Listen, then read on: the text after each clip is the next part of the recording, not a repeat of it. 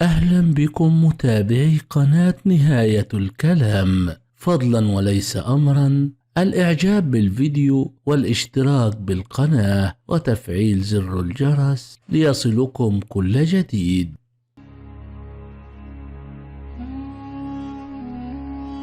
حالة من الحزن الشديد تسيطر على الفنان أحمد السعدني وأسرة الفنان صلاح السعدني الذي وافته المنية صباح اليوم.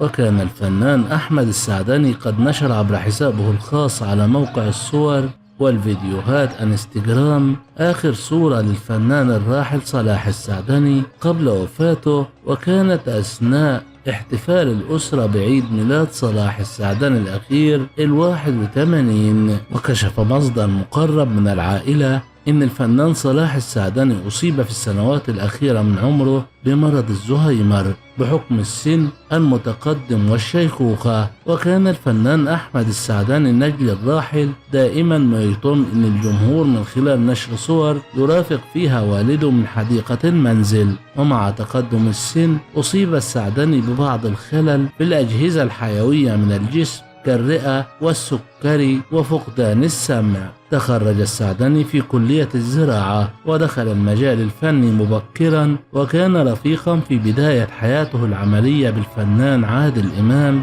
لكنه لمع في التلفاز من خلال المسلسلات أكثر من السينما والأفلام.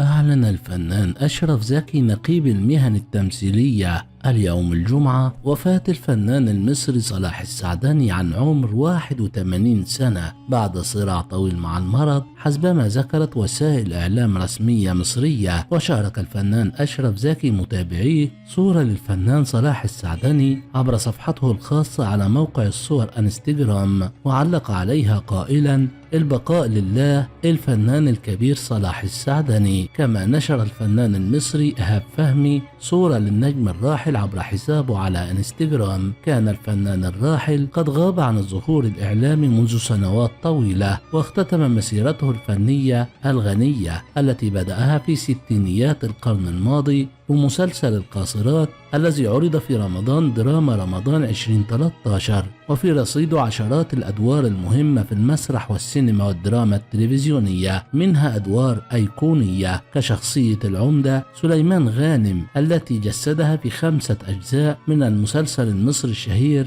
ليالي الحلمية، وحسن النعماني في أرابيسك، إلى جانب دور ياسين في مسلسل قصر الشوق من ثلاثية الأديب المصري الراحل نجيب محفوظ. ومن بطولاته المهمة في السينما أدواره في فيلمي أغنية على الممر وزمن حاتم زهران وغيرها. وكشف نقيب المهن التمثيلية دكتور أشرف زكي عن موعد صلاة الجنازة على الفنان الكبير صلاح السعدني، وقال في تصريحات خاصة: جنازة الفنان صلاح السعدني ستكون في مسجد الشرطة بالشيخ زايد بعد صلاة العصر. وكان دكتور أشرف زكي قد نشر صورة لصلاح السعدني عبر حسابه الشخصي على موقع الصور والفيديوهات انستجرام، وعلق عليها وكتب: البقاء لله الفنان صلاح السعدني ربنا يرحمه. وتلقى الوسط الفني صدمة خبر وفاة الفنان الذي أعلنه الفنان إيهاب فهمي عضو نقابة المهن التمثيلية عبر حسابه أيضا على موقع التواصل الاجتماعي فيسبوك. وفي هذا السياق علم أن الفنان عادل إمام علم بخبر وفاة الفنان صلاح السعدني، وذلك رغم محاولة أبنائه إخفاء الخبر عنه، إلى أنه علم من أحد المرافقين له. وكشف المصدر أن الفنان عادل إمام تواصل على الفور مع أسرة السعدني لتقديم التعازي لهم ومساندتهم. وأكد المصدر المقرب للفنان عادل إمام أن هناك حالة من الحزن الشديد سيطرت على الزعيم بعد معرفته خبر الوفاة، وهو ما حاول البعض إخفاءه عنه خوفا على حالته الصحية. ولد الفنان صلاح الدين عثمان إبراهيم السعدني عام 1943 بمحافظة المنوفية، وقد ساهم شقيقه الأكبر الكاتب محمود السعدني في تشكيل وعيه الثقافي. التحق السعدني بكلية الزراعة، وهنا التقى بصديق عمره الفنان عادل إمام، وجمعتهما خشبة مسرح الكلية بعد أن جمعتهما الدراسة والحلم المشترك بالفن. كانت أول مشاركة درامية لصلاح السعدني مسلسل لا تطفئ الشمس، ثم مسلسل الضحية، وكان ذلك عام 1964، لكن الحلم ما لبث أن تحول إلى كابوس حيث تم اعتقال شقيقه محمود السعدني، ووقتها أجبرت السلطات المصرية صلاح السعدني على عدم التمثيل فالتزم بيته. في هذه الفترة حاول صديقه عادل إمام كسر قرار منعه فرشحه لمسرحية مدرسة المشاغبين،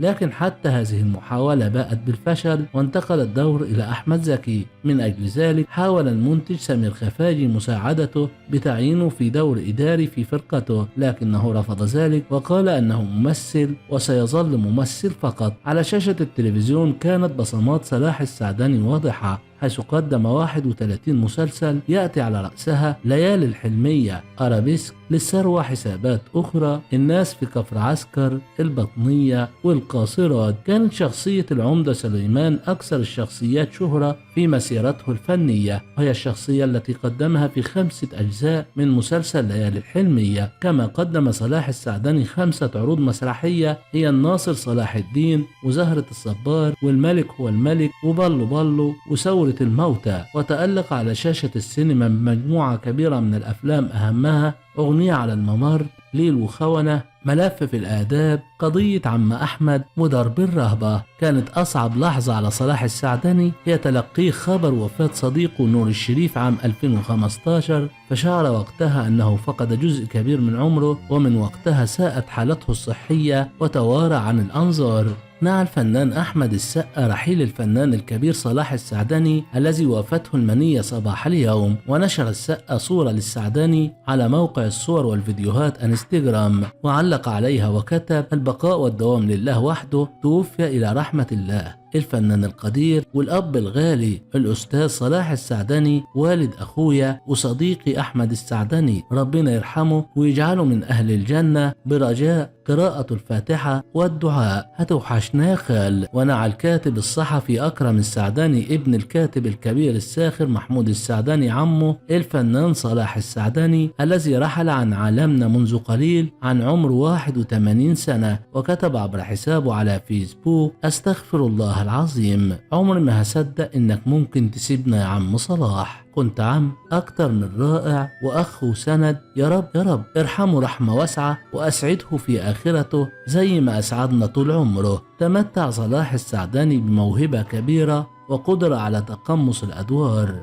التي تحمل تركيبة نفسية مختلفة، وخاصة في التلفزيون. ومن أبرز أعماله ولسه بحلم بيوم، وقال البحر، ويوميات جاب الله، وفي قافلة الزمان، ويوميات نائب في الأرياف، وينابيع النهر، وهذا الرجل، وقصر الشوق. قدم السعدني أيضا مسلسلات حلم الجنوبي، سنوات الشقاء والحب، أهل الدنيا، شعاع من الأمل، الناس في كفر عسكر، للثروة، حسابات أخرى، حارة الزعفراني، نقطة نظام، البطنية، بيت الباشا، الإخوة الأعداء، والقاصرات. تحدثت الفنانة ميمي جمال عن علاقتها مع الفنان صلاح السعدني، مشيرة إلى أنهما عمل معا في الكثير من الأعمال الدرامية والسينمائية. وقالت ميمي جمال خلال مداخلة هاتفية لبرنامج تفاصيل: صلاح السعدني كان منعزل، مش بيتكلم مع حد، عايش حياته، يقولك أنا بحب الكنبة قوي، كنباوي، يقعد على الكنبة ويتفرج على التلفزيون وعايش حياته. وأشارت إلى أنها تسأل عنه ابنه الفنان أحمد السعدني كثيرا، متابعة، هو بني آدم جميل. واستنكرت ميمي جمال فكرة اقتحام البعض حياة الفنانين الخاصة، مشيرة إلى أنها ظاهرة اجتماعية تطال الجميع وليس الفنانين فقط. كما نعى الفنان الكبير محمد صبحي الفنان الراحل بكلمات عبر صفحته الشخصية قائلا: إن لله وإنا إليه راجعون، بكل الأسى والحزن أنعى الفنان الكبير صلاح السعدني، كان خير صديق وخير سند، شجعني في بداياتي وأصبح من أقرب الناس لي في الوسط الفني. رحلت يا صلاح، لكن ستبقى معانا بسيرتك الطيبة وأعمالك الفنية الرائعة. أدعو الله لك بالرحمة والمغفرة، وأن يسكنك فسيح جناته، وأن يلهم أسرتك الصبر والسلوان. كان الفنان قد أصيب بوعكة صحية خلال الفترة الأخيرة، لكن لم يتم إيضاح سبب وفاته. ميريت السعدني هي ابنة عمدة الدراما صلاح السعدني وشقيقة الفنان أحمد السعدني، إلى أنها لم تحب الفن وقررت الابتعاد عنه وتخرجت في كلية الاقتصاد والعلوم السياسية بجامعة القاهرة، ودرست أيضا بالمعهد العالي للدراسات الإسلامية. وبعد ذلك تزوجت من شخص خارج الوسط الفني يدعى أدهم، وأنجبت منه كل من يوسف وياسين. أما الممثل أحمد صلاح السعدني من مواليد 16 يوليو 1979، ظهر أحمد لأول مرة في مسلسل رجل في زمن العولمة مع والده، ومن بعدها شارك في العديد من الأعمال السينمائية والتلفزيونية الناجحة، منها مرجان أحمد مرجان، وعمارة يعقوبيان، وش إجرام، ومقلب حرامية. كان دائما ما يحرص ابن صلاح السعدني من الحين إلى الآخر إلى طمأنة الجمهور على صحة والده، خاصة أنه خلال الفترة الأخيرة ظهرت شائعات كثيرة عن وفاة الفنان صلاح السعدني بسبب وعكة صحية. وقبل وفاته اليوم ظهر أحمد السعدني مع والده، وبينت الصورة الأولى التي حصلنا عليها مدافن الفنان الراحل صلاح السعدني إلى جوار صديقه الفنان الراحل أبو بكر عزت، حيث ترك الكثير من الأعمال المتنوعة في السينما والمسرح والتلفزيون، من أهمها أرابيسك. يذكر أن الفنان أبو بكر عزت رحل عن دنيانا يوم 27 فبراير 2006 إثر أزمة قلبية مفاجئة أودت بحياته عن عمر 72 سنة، تاركا وراءه مسيرة حافلة بالإنجازات الفنية. ربنا يرحمهم يا رب ويرحم أمواتنا أجمعين. شكرا لكم على حسن المتابعة، دمتم في رعاية الله وأمنه، والسلام عليكم ورحمة الله وبركاته. أهلا بكم متابعي قناة نهاية الكلام. فضلا وليس أمرا الإعجاب بالفيديو والاشتراك بالقناة وتفعيل زر الجرس ليصلكم كل جديد.